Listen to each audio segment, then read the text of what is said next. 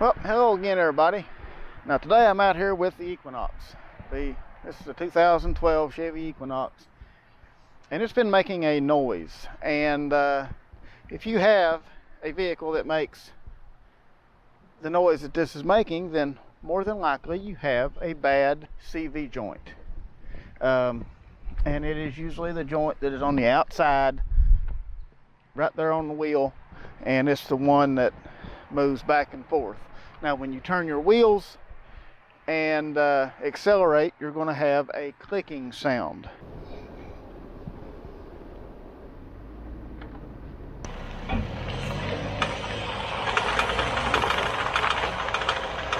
That usually means it is the outside wheel, which would be, if you turn it to the right, then that means your left wheel is where your bad CV joint is. Now in the case of this vehicle, I'm going to go ahead and I'm going to replace both of them because I figure they both have the same mileage on them, and while I've got it down working on it, it's not that bad of a job. Might as well go ahead and just replace both of them. Okay, so first off, you got to jack the vehicle up, stick you some jack stands under it so you're safe. And let's pull this wheel off and see what we can see on this. Pull that off of there. Yeah. Now that you have the wheel off, it's a good idea to go through. I'm going to actually put some on my lug bolts as well, even though I've already got that off. This big nut is going to have to come off, so we're going to grease it down good. WD-40. Any other bolt that you see that you might think may have to come off, it's a good idea just to go ahead and spray it down. Okay, so if you can see it right in there, that is where your axle goes into the transmission. Okay, you see the little bolt that is beside of where your axle goes in. Now that is where you check your transmission fluid in this. This does not have a traditional dipstick to check your transmission fluid, which, I mean, I think is kind of stupid, but this is just the way that we have to do it. Okay, so to get this big nut off, I'm going to use, that's probably metric, but I'm going to use it's 1 inch and 7/16. I believe it will work just fine. Little slack, but it's not bad. Now, one problem that you'll find with trying to take something like this off is you try to turn it, it just spins through the transmission and out the other side. A little trick, find something that will fit in the little grooves in your brake rotor here. Big screwdriver or something like that will work.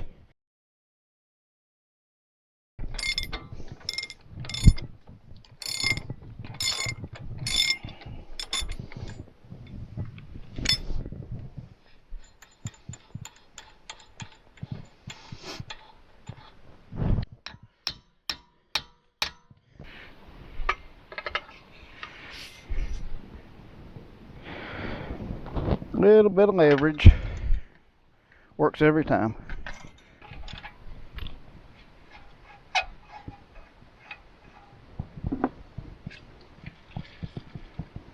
Threads are clean on this one, and they come right off. Okay, so the bottom one was very easy. Okay, so I'm going to put these bolts back on because I want to drive these out. So I don't want to mess the threads up, so I'm going to put the bolts back on.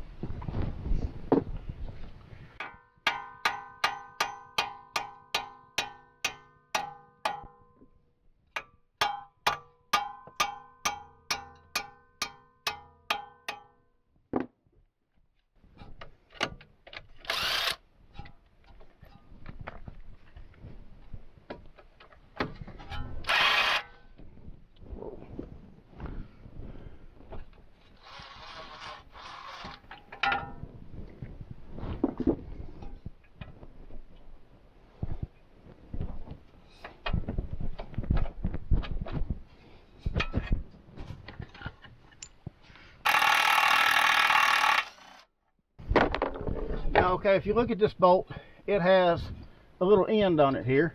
If you can. Now, if it's like that, you can hit upwards on it with a hammer and you're not going to hurt the bolt. There we go. Now, let's get this out.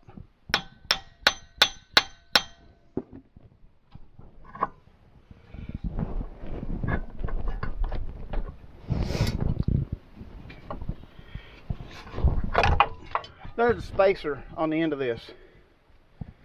Got to save this spacer and put it back on the new one. Okay, so I got a light in there, trying to kind of light it up a little here. See if y'all can see it a little without getting in the way. But okay,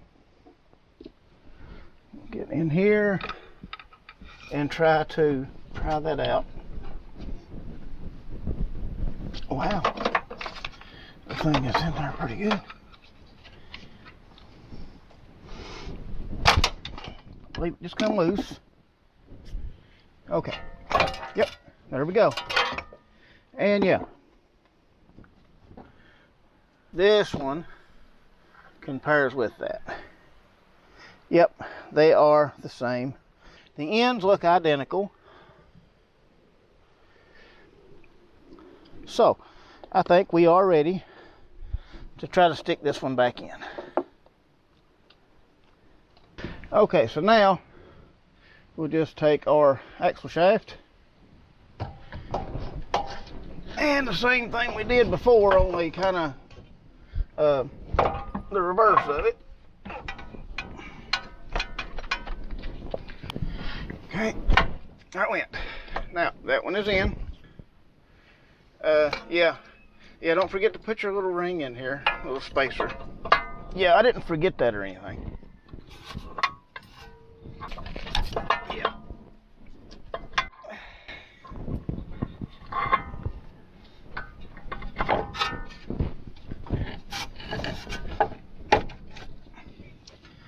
And as you can see, the axle has came through on this side. I'm gonna go ahead, put our new nut on here. There was no, well, the other one had a built-in washer, but there was nothing else behind that. So, and this is a nut that actually the threads catch on here, so you don't need a Carter key on this one. So I'm using this new one just to make sure everything goes back together safely. And I'm going to take our bolts here and work these in.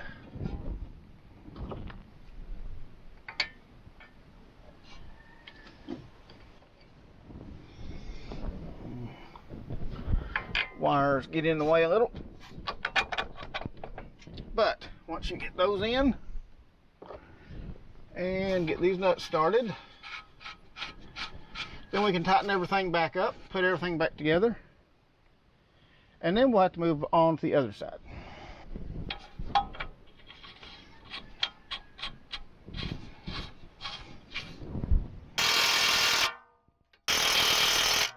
You may have to hold down on the tie rod end in order to keep the shaft from spinning in there. Okay, so we'll torque this down with our small ratchet.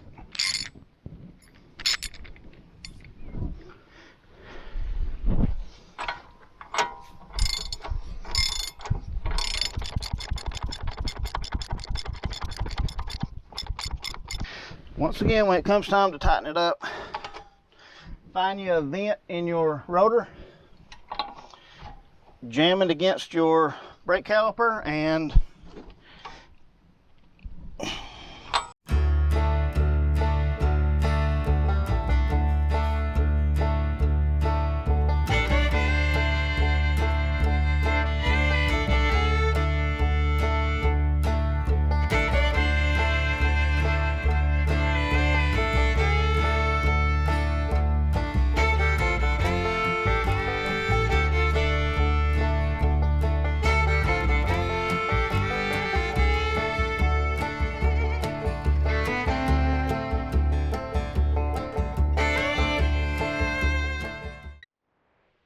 Okay, so one final step.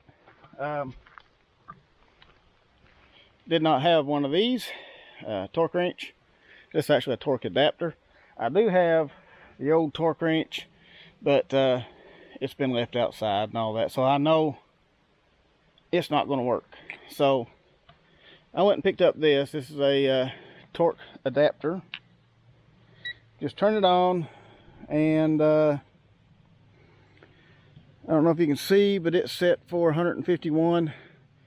That's what basically I can find is supposed to be the torque spec for these bearings, or to tighten that axle nut on these bearings. For your car, you'll have to check and make sure of the right torque spec.